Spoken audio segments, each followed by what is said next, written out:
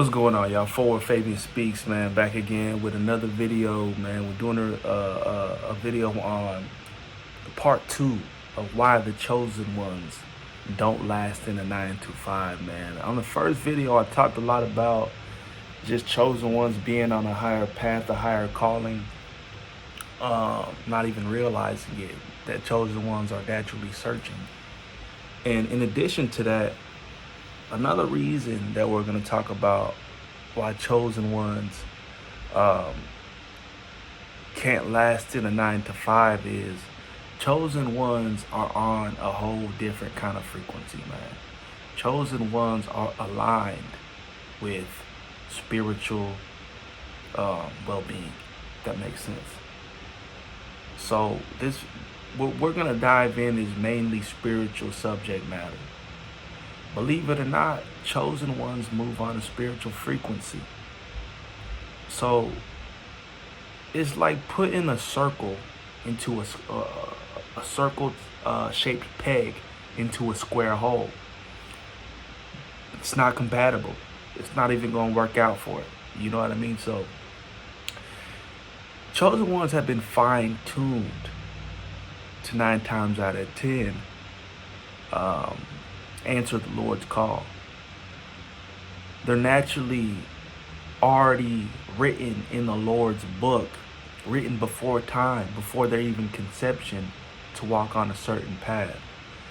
And chosen ones have a heightened spiritual sense, whether they believe it or not. They say they're seers, hearers, knowers, feelers, the 4 types of ways God essentially communicates to his people. And a majority of chosen ones can hear God through all avenues. A lot of folks make chosen one videos on the internet.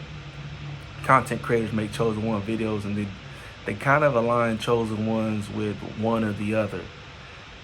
Realistically, chosen ones are chosen because they have a multitude of skill set and spiritual gifting. So I don't think a lot of content creators make enough topics on, like, there was one video I seen to where it was like, these are the types of chosen people.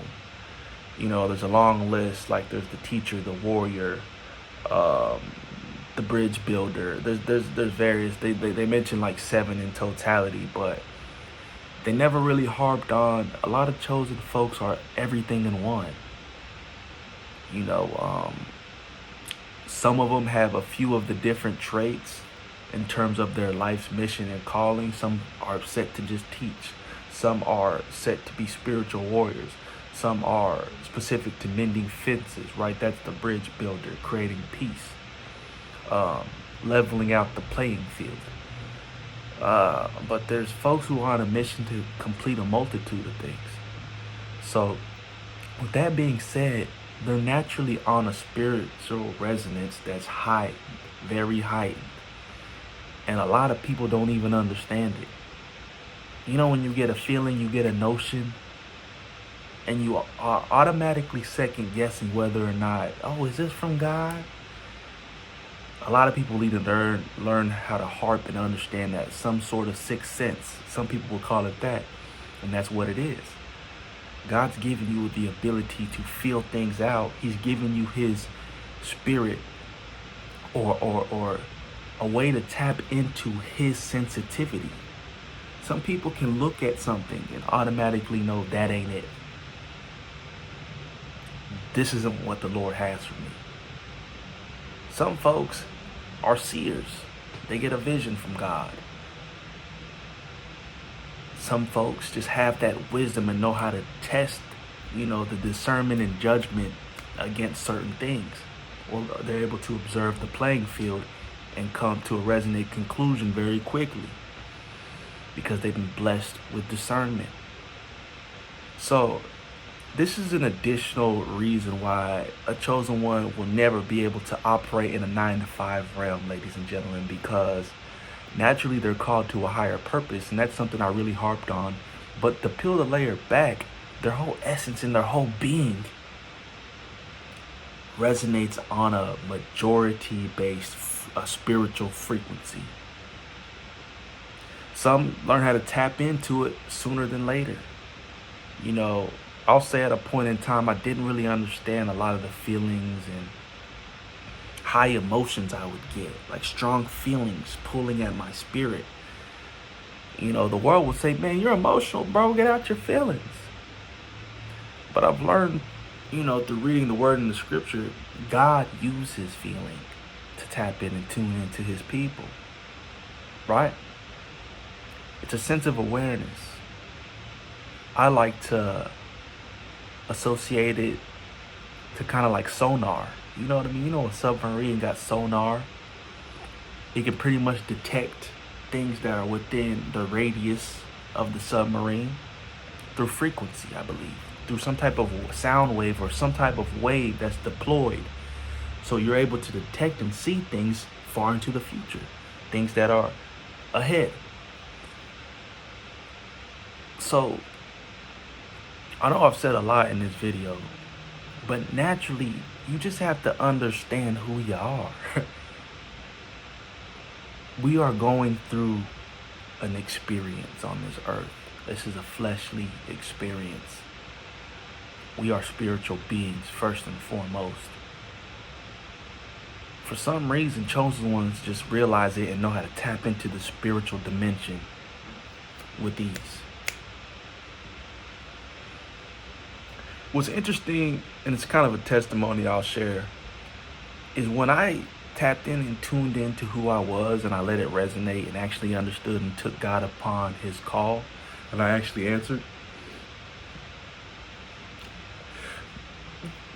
I started dreaming very vividly. And now it's like I can tap into the dream realm with ease. I believe seeing, you know, visions, dreams, there's a lot of aspects that come with being a seer. And I don't think that's necessarily just one dimension for a chosen person. I think being a seer could be a part of other things that God has gifted you with. But I know for a fact God has given me the gift of being able to dream. And he speaks to me through my dreams. And now I've gotten the habit of praying over things, right? Because you got to work hand in hand with what God showed you.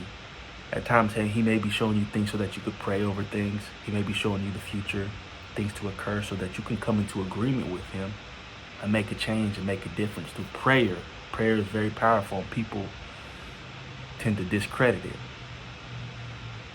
I mean, it's the connection to everything going on in the spirit realm or the dimension. I don't like using the word realm, but once I tapped in and tuned in and came into agreement with who God was calling me to be, I am dreaming more vividly than ever before. I can wake up, lay my head down, I'm into another dream. I can wake up, it's just the sequences too. Because, you know, sometimes you wake up. Sometimes I believe when you wake up, God is waking you up to speak to you, to pray. Sometimes some people, you know, they got to go to the bathroom. But even in the midst of that, I'm still able to lay my head down and immediately tap into another dream. And I remember them all. And I take habit and take note of writing the things down. I write all my dreams down. I got a notepad, right? So with that being said, man, I believe that once you accept the call as a chosen, that you're able to tap into the gifts quicker. Like, God understands that you now realize who he's called you to be. And he allows to let things flow. And it's kind of like you letting things flow as well, because you have this guard up because you were looking for certainty. You question yourself too much. When you're questioning too much, that's why you know you've already lost it. You need to understand who you are, and once you understand who you are, you're naturally moving on that frequency. You're naturally responding to the downloads being received, because you already know who you are. It's like Superman. You think Superman questions whether he can fly? No, he just does it. It's a part of his being. He's not questioning, God, is this you telling me I can fly? No, he was created in the light to be able to fly, have super strength. All these things he does, he was gifted. So that's the point. That's the relation I can draw. You got the gift, just do it. Walk in it. I pray the peace, love, prosperity, goodness, and grace, mercy of Jesus Christ covers every single one of y'all out there, man. We'll catch y'all in the next video. Stay blessed. We out.